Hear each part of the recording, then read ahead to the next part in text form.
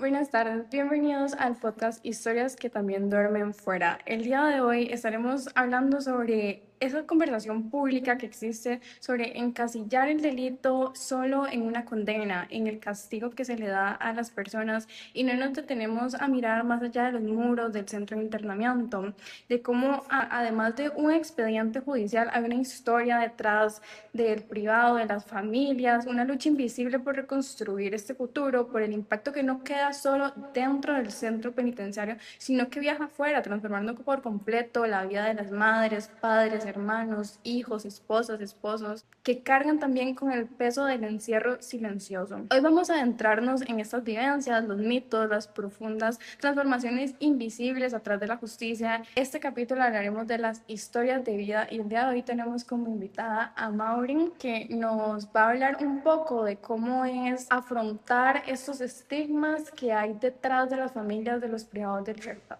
Bueno, muchas gracias por el espacio. Mi nombre es Maureen Esquivel Camacho, soy familiar de una persona privada de libertad y soy parte de una organización de familiares que se llama Familia Penitenciaria Unida. Hacemos un trabajo de acompañamiento a las familias principalmente, ya que no existe por parte de las instituciones ese acompañamiento después de que hay una sentencia. Entonces, bueno, ese es principalmente el trabajo que realizamos. Y bueno, es una situación bastante difícil que muchas veces se olvida que hay detrás de la persona privada de libertad. Hay familias, esposas, hijos, mamás, ¿verdad? Que están esperando que esa persona cumpla su sentencia para regresar a casa y tratar de acompañarlo para su reinserción, que es primordial, ¿verdad? El día de hoy vamos a estar como host Elisa y Clara. Entonces, bueno, para empezar un poco como con la conversación, Mauro, me gustaría preguntarte como cuáles son las ideas falsas más comunes que tiene la gente sobre la vida dentro de un centro de internamiento. Bueno, creo que muchas de las personas creen que es un hotel de 5 estrellas. Eso es lo que suelen decir en redes sociales, cuando usted pregunta, ¿verdad? No hay nada más alejado de la realidad. Perder la libertad es bastante difícil y aparte el enfrentar las condiciones que hay dentro, ¿verdad? El sistema penitenciario al día de hoy tiene un hacinamiento terrible, que eso afecta las condiciones, mucha gente durmiendo en el suelo, debajo de las camas, plagas de cucarachas, ratones, o sea, es una situación bastante difícil, no siempre hay agua y pues eso creo que es lo más alejado, ¿verdad? O sea, o la realidad que la gente cree que es un hotel, ¿verdad? Y eso totalmente no es la realidad que se vive. Sí, esto es completamente contrario a lo que se proyecta de Costa Rica como un país garante de los derechos humanos, porque si bien una persona pierde libertad, pierde su derecho a la libertad, es el único derecho que está perdiendo. No tiene por qué perder el derecho al alimento, al trabajo, a la educación y no contar con unas condiciones salubres que Costa Rica reafirma año con año internacionalmente. Esto debe ser sumamente difícil, más bien como familiar, verlo desde fuera y cómo no tiene una condición y estable para el momento que se inserte nuevamente a la sociedad. Dígame, ahorita, principalmente en los últimos años, han habido varios cambios dentro del sistema penitenciario y nos han ido apartando a las familias. Creo que también es una cosa que se olvida, ¿verdad? La familia es esencial para esa persona privada de libertad, para sostener el sistema penitenciario y que no colapse en crisis de enfermedades. En otros países hay crisis que pasan dentro del sistema penitenciario y bueno, acá gracias a que las familias hemos estado ahí, no ha pasado. También las condiciones, esto que decís, se han reducido las porciones de alimentación, como aumentan tanto la población privada de libertad, no aumentan igual los presupuestos. Entonces mucha gente se queda sin comer. Ayer nos comentaban que se quedaron 20 personas en un pabellón sin poder comer y hoy se quedaron 30 personas que no pudieron recibir la comida porque las porciones no alcanzan y el sistema penitenciario no se hace cargo y pues ahora no nos permiten a nosotros acompañar y solucionar estas cosas porque esto no es un problema nuevo. O sea, el sistema siempre ha tenido decadencias, pero cuando apartan a las familias se nota más, se evidencia más. Sí, de hecho sí, sobre esto de que ahora, bueno, ya las encomiendas no se pueden realizar, ¿verdad? ¿Cómo ha afectado esto a las familias? Bueno, sufrimos, creo que una angustia porque sabemos, o sea, sabemos que es una necesidad. O sea, mucha gente dice, ay, es que esto es una alcahuetería, son beneficios que no les deberían de dar y no, o sea, sabemos que la comida que da el sistema penitenciario no es suficiente, pasan estas situaciones de que se quedan privados de libertad sin comer y entonces para nosotros es muy angustiante saber que están pasando hambre, las familias psicológicamente están muy afectadas porque están en un nivel de impotencia, de que no pueden ayudar, no pueden solucionar la situación y aparte de que el Ministerio de Justicia y Paz no nos escucha tampoco, entonces es muy complejo. No, y también ver que estas encomiendas también representan un gasto económico para la familia, porque ya la persona está ingresada al centro penal, o sea, cambia toda la estructura económica, ya no hay tal vez dos ingresos en la casa, sino solo uno, o antes solo había uno y ahora ya no hay ninguno. Entonces, esto de dar esta encomienda también representa un gran esfuerzo económico de parte de la familia. Entonces, tal vez eso cómo lo afrontan emocionalmente, cómo se estructuran, ¿no? Bueno, la mayoría de las familias creo que se organizan entre todos un poquito para poder pues llevar las cositas que necesitan, al menos lo básico, ¿verdad? Bueno, ahora solamente nos permiten las cosas esenciales, pero muchas veces las familias sacaban de la misma comida que tenían en su casa para comer ellos, y, no sé, les llevaban un pintito hecho de la casa, un huevito, plátanos maduros, cosas que no son ni muy caras, que están accesibles, pero que uno siente como que está ahí esa comidita de hogar, que para nosotros es como una parte de sentirnos cerca. Esto como de que hablaba, pues de verdad, la salud mental, bueno, que tanto afecta a las familias como pues a las personas que están privadas de libertad.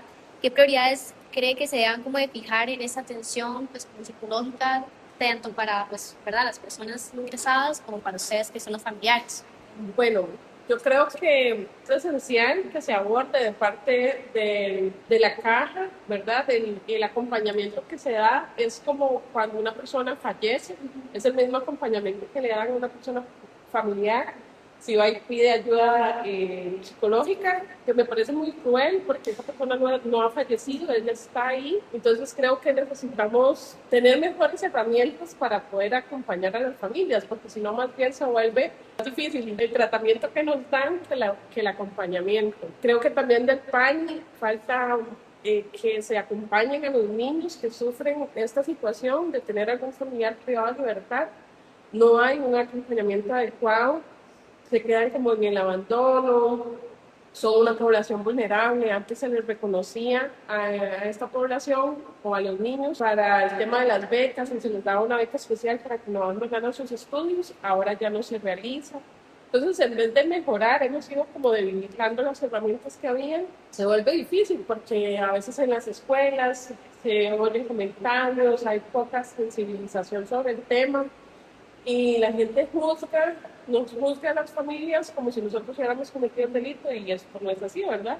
Entonces creo que esto es esencial, ¿verdad? En las escuelas, en los colegios, el PAN, las instituciones tienen que tener más empatía con la situación. Igual mucha gente miente de que tiene su familiar privado de libertad por el estigma que, ¿verdad?, que pueden enfrentar, incluso en los trabajos, para pedir permiso para ir a dejar la encomienda o para poder ir a la visita. Se vuelve todo un tema y la gente por temor al estigma lo ocultan y bueno, es muy complicado.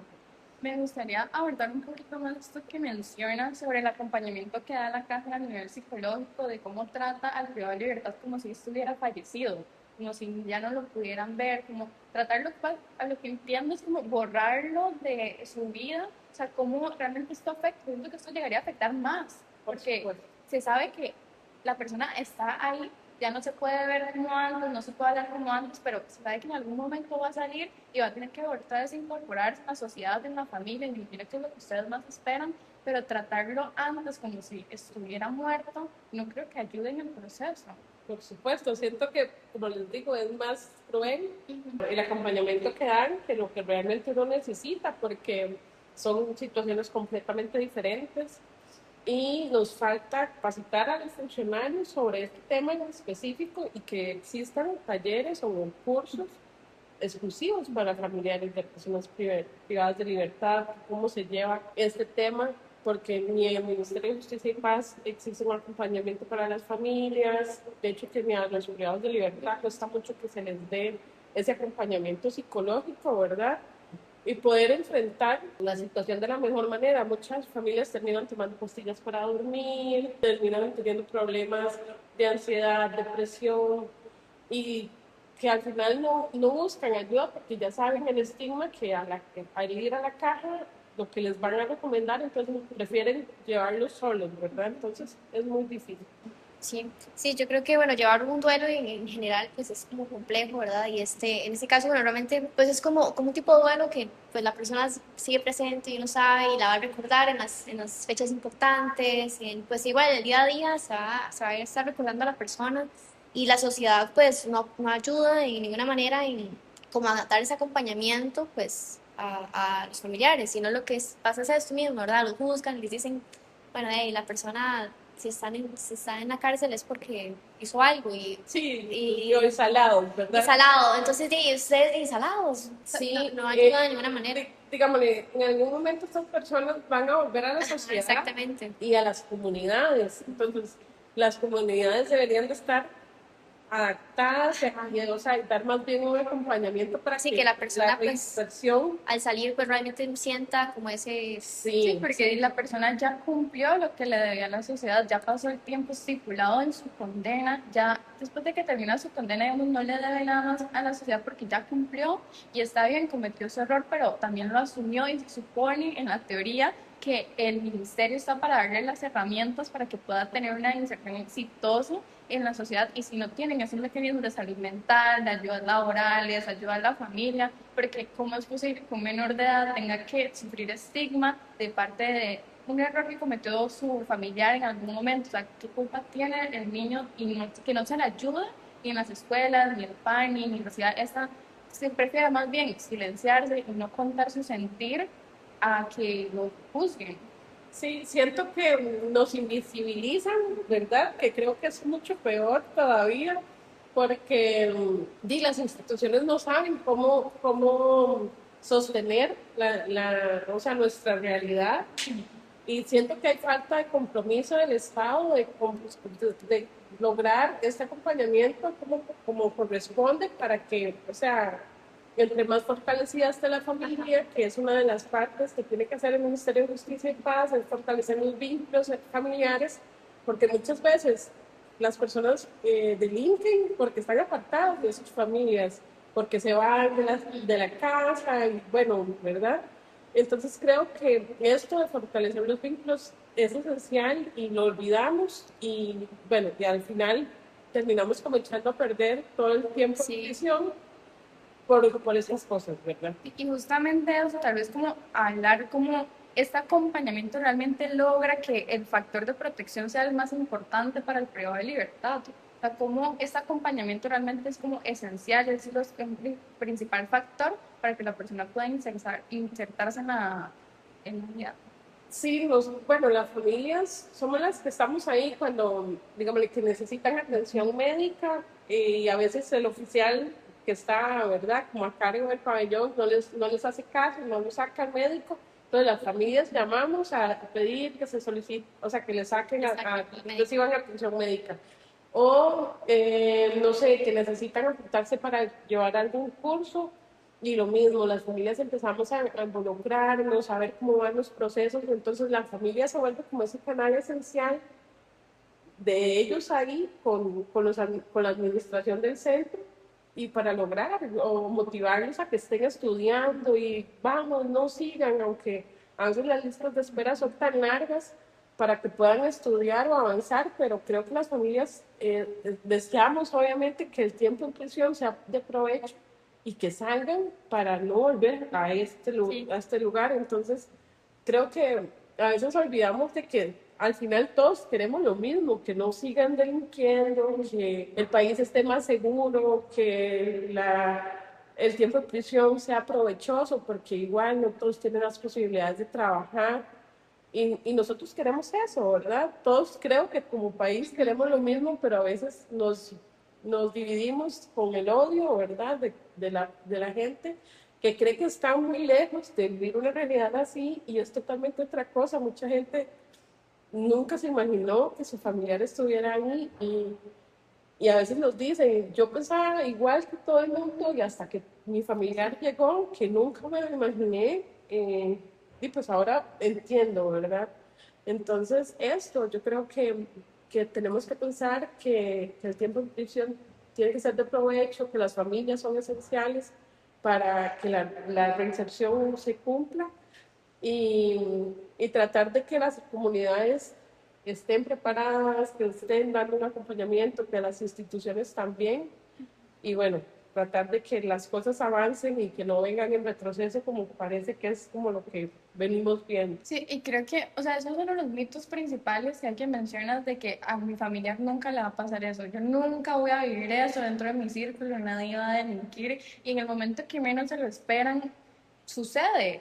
Y es como, ya se ponen en los zapatos de las demás personas, pero hasta que les sucede a ellos, y lo cual no está mal porque ellos no han vivido, pero ser un poquito tal vez más empáticos en ese sentido de que no estamos exactos, de que algún día un familiar nuestro, nosotros mismos, nunca saben, se pueda delinquir. Claro, y yo creo que dentro de las cárceles se tienen que respetar los derechos básicos, o sea, independientemente del delito que la persona cometió, de la situación o sea, cuántos años va a estar ahí, los derechos básicos se tienen que garantizar porque el día de mañana no sabemos si va a ser a nosotros que nos pase, entonces los mismos derechos que nosotros vamos a querer que se nos garanticen, deberíamos de garantizarle a las personas privadas de libertad, que es una población vulnerable. Al final, las acciones que los llevaron a cometer un delito, hay un sinfín de historias y de realidades que uno ni se imagina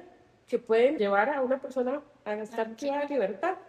Entonces, eso, creer como, a veces pensamos como que el delincuente salió ahí nada más, o sea, no, hay una historia detrás, hay una familia detrás y muchas veces eh, la diferencia social, las posibilidades de tener un hogar, de tener una vivienda, de tener oportunidades de empleo incluso, porque a veces no queda otra opción de buscar algo que robarse para llevarla a la casa y comer, ¿verdad? Y no justifico los delitos, pero el país tiene que mejorar en más oportunidades de empleo, mejores oportunidades de vivienda, más acceso a la educación se ha debilitado muchísimo y estadísticamente las personas que llegan a tener mejor preparación académica es menos probable que vayan a prisión. Entonces, por ahí va el trabajo que tenemos que tener como país, pero a veces olvidamos que por ahí hay que fortalecer.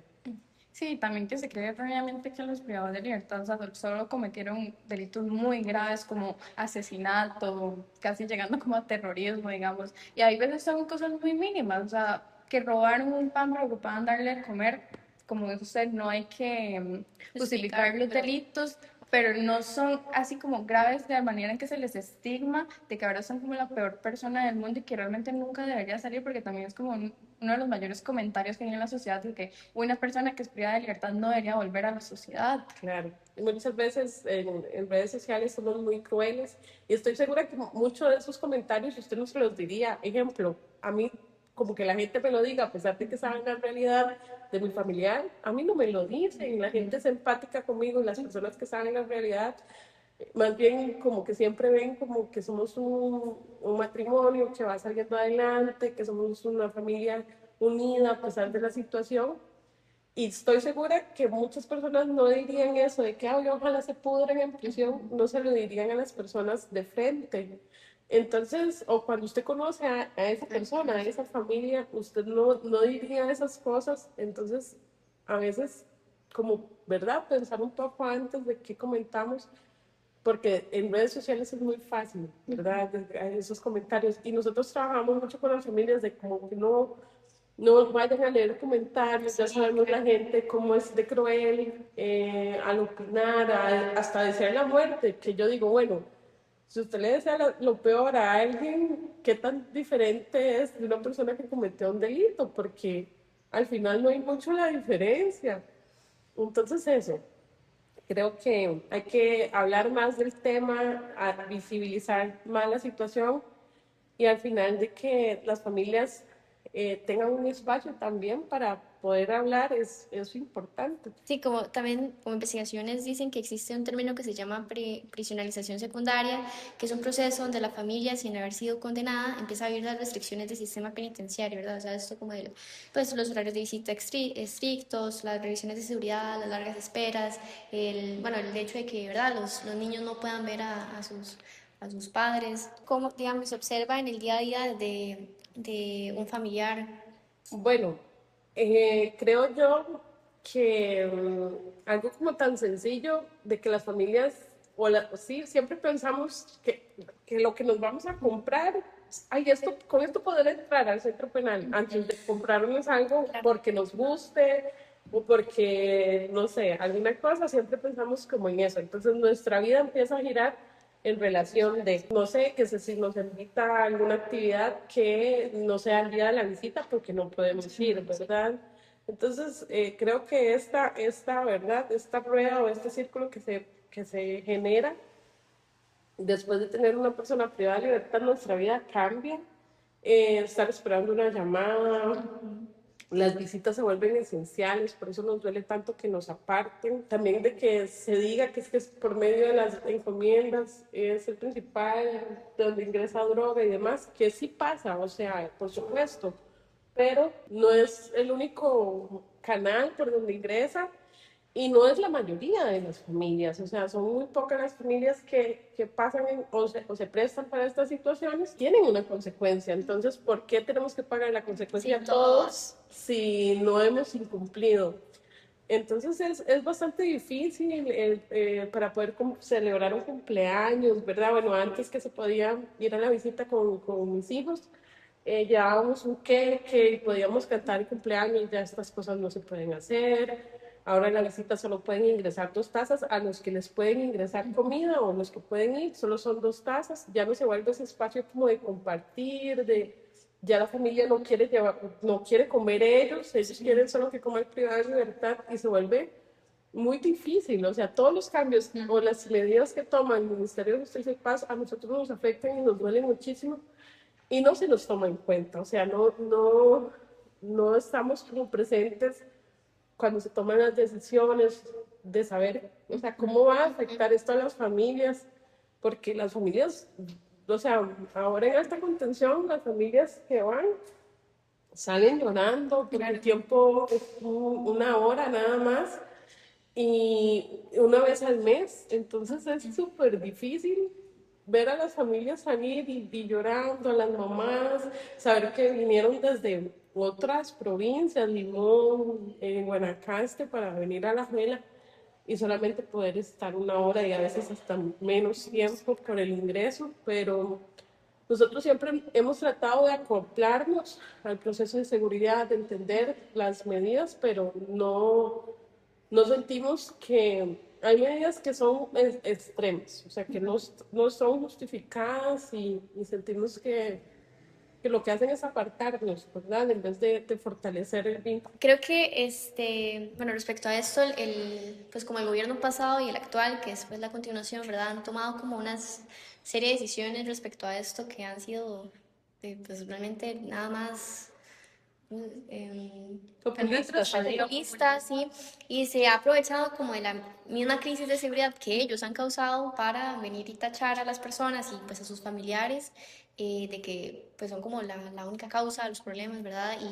Y de todas las decisiones que se están tomando como para restringir más, bueno, primero que se están violando ya los derechos humanos de ellos, que bueno, como ya hemos mencionado, pues realmente el único derecho que están perdiendo es la libertad de tránsito, pero el resto de derechos no deberían de ser violados ni perderlos. Y pues yo creo que sí, que como familiares debe ser muy complejo y pues no puedo ni imaginar como el peso que debe ser el saber que pues cómo está viviendo el familiar y que pues todo el esfuerzo que aunque uno haga e intente estar ahí, pues se vea como... Sí, de hecho que bueno, muchas familias han desistido de acompañar a su familiar privado de libertad porque bueno, y para mantener un matrimonio, un hogar o estas relaciones es esencial, pues esas visitas, esas llamadas y demás. para nosotros ha sido muy difícil. Ya el tema de la privación de libertad es complejo para las familias. Ya hay una separación total donde no podemos contar con ese familiar al 100%, que cuando pasa alguna situación, una emergencia, él se desespera adentro porque él quiere estar, ayudar y acompañar. Y bueno, para uno es bastante difícil, pero ahora con estas medidas ha sido mucho más complejo. Eh, las familias han tenido más crisis o sea, psicológicas, emocionales. Verlos a ellos perder peso, eso creo que ha sido de las cosas más difíciles. Sí, claro. Verlos a ellos tan bajos de peso y que no nos dejen a nosotros poder ayudar o acompañar, es como lo más difícil, porque, o sea, al final nosotros no entendemos el por qué, o sea, si el sistema no está capacitado para poder enfrentar y poderlos tener, o sea, en unas condiciones adecuadas, porque las familias no podemos seguir apoyando. Por ejemplo, se les restringió en alta contención, no pueden, los que estaban llevando a la universidad, no está suspendido el tema de la educación, no pueden estudiar, no pueden trabajar. Ahora que hablan del tema del cero ocio, ¿verdad? Pero ya ellos entonces, ¿qué los vamos a poner a hacer, verdad? Y esto psicológicamente, ya el mecanismo de la tortura ha indicado que estos entornos son torturantes. Sí, claro. Entonces, han pasado situaciones donde ha fallecido la mamá de un privado de libertad y hasta el miércoles que tiene la llamada se pudo integrar porque no hay un acompañamiento, o sea, y no hay alguna herramienta donde las familias puedan llamar y decir como que hay una situación urgente para poder informar al familiar. Entonces, es muy duro, imagínense para esa persona privada de libertad saber que su familiar falleció, que ya está incluso lo enterraron y que no pudo, no se dio cuenta. Entonces, al final es muy cruel. Eh, Son medidas que la gente aplaude porque sí, porque suena muy bonito, suena como que, ay, sí, eso es el castigo que se merecen, pero incluso es algo que a mí me llama mucho la atención. Incluso en El Salvador, las familias pueden llevar alimentos básicos, cereal, galletas, café instantáneo, leche, pinito, cosas básicas pueden llevar una vez al mes, pero pueden ingresarle a sus familiares. Y adicional a esto, hay tiendas penitenciarias administradas por el sistema penitenciario y ellos pueden depositarle a sus familiares como con un PIN, por decirlo así, y el privado de libertad tiene acceso a otros productos adicionales de lo que da el centro. Entonces, si incluso en El Salvador, que la situación es terrible, reconocen que no están capacitados para sostener ellos la población privada de libertad, y aparte ese derecho al cuidado, ¿verdad? Que a veces no entendemos, para nosotros es como eso, ¿verdad? Ese acompañamiento, esa muestra de amor, el poder pasarle medicamentos de venta libre, nos engripamos. Sí. O sea, esto no es algo como que fuera de lo normal y son cosas que antes tenían acceso y ahora no. Entonces, se vuelve terrible y aparte no le dan atención médica. Si van y solicitan una urgencia, entonces no los van a sacar. Entonces es muy complejo. Ahora que estuvieron restringiendo las visitas por el tema de la detención de este alias Santiago, no es la primera vez que en el sistema penitenciario hay personas con un perfil alto de criminalidad y independientemente siempre se les ha garantizado sus derechos. Esto se vuelve al final un espectáculo para que la gente aplauda las medidas, pero al final estamos fallando como país, estamos fallando y es muy lamentable que vayan, o sea, que sigamos por esta línea sin pensar en las consecuencias que todas estas medidas pueden llegar a tener, ¿verdad? De la población privada de libertad, de las familias. Justamente, o sea, volvemos a este discurso punitivista que han venido surgiendo estos últimos 4 años y posiblemente los 4 años que siguen, donde ya ahora solo la privación de libertad se ve como castigo y no como lo dice la ley, que es una rehabilitación para la persona. Justamente quería mencionar este caso de la detención de Arias Diablo, o sea, las consecuencias no fueron solo para él, sino para toda la población y justamente cuando volvieron quitar las restricciones que había dado el ministro de Justicia y Paz, vi filas enormes de familiares que fueron a la semana siguiente a dejar ir las cositas que le pueden dar por encomienda, ver a su familiar, aunque sea 5 minutos, pero eran filas que yo no sé si todas las personas pudieron ingresar. Bueno, las filas, por lo general, es algo de todas las visitas, ¿verdad? Este tema de las filas siempre se hace y las familias lo hacemos con todo, o sea, no nos importa estar ahí bajo el sol, bajo la lluvia, se hace con todo el amor del mundo y con todo el esfuerzo. ¿Qué pasó? Restringieron el poder parquear los vehículos frente al centro penal o cerca del centro penal, no solo de Reforma o de Jorge Arturo Montera, de todos, todo Occidente. Entonces, ya las familias tuvieron que caminar desde antes de llegar a Puesto 10 o de El Virilla, tuvieron que caminar todo eso hasta, o sea, casi 2 kilómetros o 3 kilómetros, depende del centro penal que fueran a visitar. Y no se nos informó, no, o sea, si se hubieran dicho, bueno, no van a haber vehículos, o sea, no se va a poder parquear, entonces, pues las familias toman medidas para poder, o sea, para poder solucionarlo, pero en el momento llegaron hasta ahí y no pudieron ingresar, tuvieron que dejar el carro muy lejos. Y bueno, es una situación terrible porque habían señoras adultas mayores, personas discapacitadas que venían en vehículos y no pudieron ingresar con su vehículo. Incluso en las horas de la mañana, en la visita del sábado, los buses no ingresaron, algunos buses, y pues las familias tuvieron que caminar.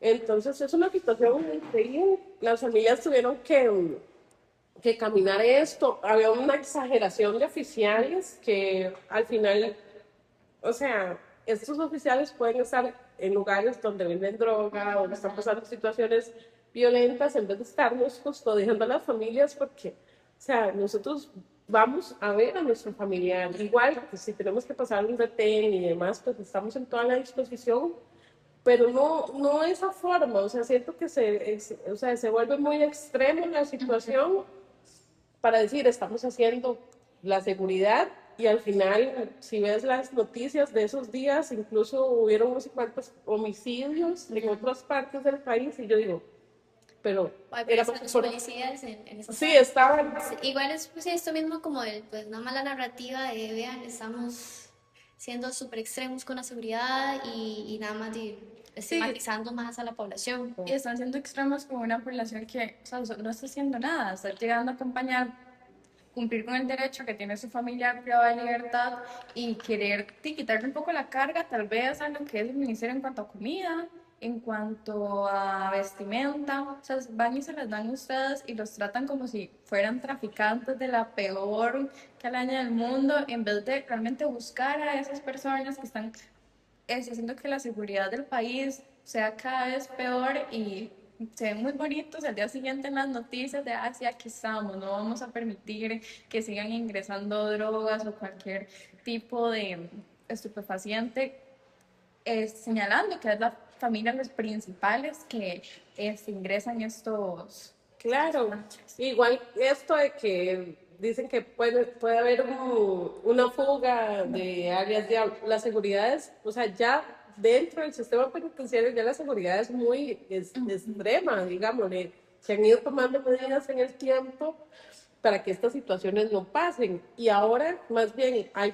policía armado dentro del sistema penitenciario que no deberían de estar armados ahí, no es legal que estén armados, y más bien puede ser contradictorio la situación y pueden exponer más bien ellos mismos a alguna situación grave porque pues están armados. Entonces, de hecho, creo que hubo una fuga cuando era un privado de libertad, se me olvida el nombre.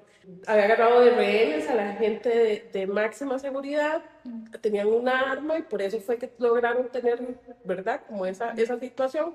Entonces, de que estén ingresando armados a máxima seguridad, a mí me parece más bien que es un riesgo. Sí. Igual no siento la necesidad, o sea, las celdas en máxima son muy seguras, el perímetro también o sea, no hay como una posibilidad de que alguien se fugue. Yo no creo que sea esto, más bien las situaciones de fuga han sido en etapas de mínima contención. La gente que se ha escapado en los últimos años, que al ratito lo agarran, pero ha sido personas que están en régimen de confianza, de mínima seguridad. Entonces, es contradictorio estas cosas, pero al final los que sufrimos las consecuencias son las familias, ¿verdad? Bueno, después de estar conversando, realmente, o sea, nos damos cuenta de cómo el sistema penitenciario en Costa Rica va en retroceso, cómo estos derechos de los seres humanos de una vida digna que ratifica Costa Rica con tratados internacionales para los privados de libertad año con año no se están cumpliendo, y también cómo estos estigmas y esta segunda condena, pues, podríamos llamarle, hacia las familias, o sea, cada día se va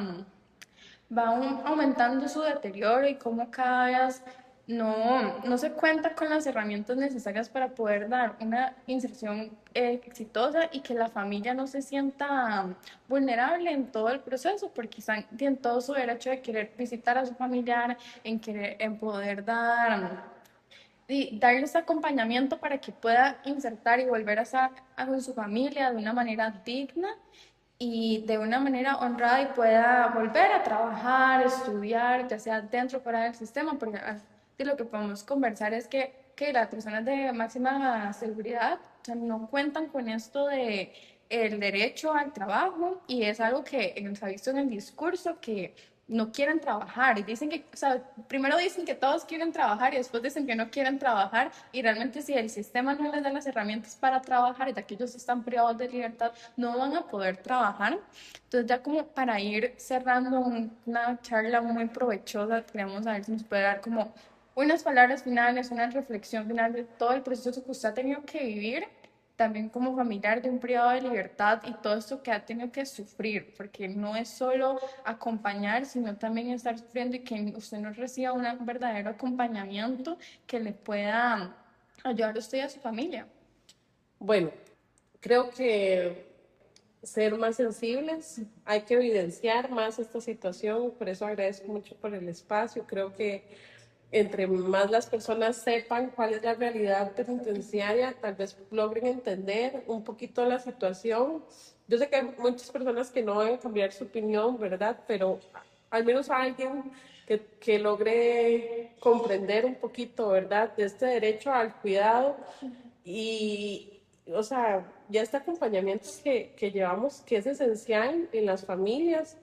Una persona para que cumpla su condena y su tiempo en prisión sea provechoso, es esencial que tenga las herramientas dentro de prisión de trabajo, salud, el estudio, que tengan herramientas para cuando salgan también, porque es todo un tema que los puedan contratar. Eso es una de las problemáticas más grandes, creo que hay, y por lo que vuelven a reincidir. Entonces creo que como país debemos enfocarnos en esto, en que al final todos queremos lo mismo. Queremos un país más seguro, con mejores oportunidades para todos, donde podamos convivir todas las personas, y que se den esas segundas oportunidades para la población privada de libertad, y que se entiendan a las familias, porque muchas veces es, ay, esos alcahuetas, ay, ¿por qué no pensaron antes en las familias o cosas así? Y al final nadie quiere que su familiar esté ahí. Es muy difícil la situación, y yo espero que el país mejore realmente, aunque es muy difícil con este panorama de que enfocados en qué mano dura, qué medidas más fuertes, que eliminar derechos, eso va a hacer que las personas no cometan delitos. Eso es equivocado. En muchos países ha pasado esto mismo, y nosotros llevamos décadas aumentando sentencias, eliminando beneficios y demás, creyendo que esa va a ser la solución, y al final ya no lo ha demostrado el tiempo de que no es. Más bien tenemos un sistema penitenciario colapsado. Entonces, poder dar herramientas tanto a las personas para que antes de que cometan un delito, que puedan tener herramientas, fortalecer la educación, que es esencial, y las oportunidades de empleo, pero también para estas personas dentro de prisión, y para cuando salgan puedan tener oportunidades reales y que puedan adaptarse a la sociedad de la mejor manera, porque también, o sea, lo que se enfrentan ellos después de la privación de libertad es otra condena secundaria, porque nadie les quiere dar trabajo, la gente los ve feo. Entonces es muy complejo que podamos avanzar con este pensamiento, pero esperemos que todavía tenemos esperanza, que el país mejore y que se logre, que el tiempo en prisión sea de provecho. Claro, sí, porque siento que la historia nos ha dicho que, o sea, el camino que se está llevando en el sistema penitenciario realmente no es el correcto. Las personas siguen cometiendo delitos y esto no, muchas veces no es solo porque les gusta cometer un delito, sino porque se ve la necesidad y la situación sociocultural en la que se encuentran, en la que crecieron o lo que vieron al crecer, no les dio otra oportunidad más que desarrollarse en ese espacio y realmente contar con unas herramientas tanto dentro del centro como fuera del centro es la forma más provechosa que una persona pueda volver a insertarse en la vida, en la vida social y que las familias puedan acompañarles y no sufrir una segunda condena, porque no, ninguna familia se merece eso, ninguna familia merece ser juzgada por algo que cometió su familiar y por decidir estar para ese familiar. Pues bien, muchísimas gracias por darnos el espacio, por acompañarnos. Ha sido demasiado provechoso. Esperemos que las personas que puedan escuchar el podcast ya vean el sistema penitenciario y las vidas de las familias con otra mirada, no solo con la de juzgar y decir a mí eso nunca me va a pasar, sino con una mirada más empática y más de ayudar a la sociedad. Muchísimas gracias. Gracias. Gracias. Nos vemos en el próximo episodio.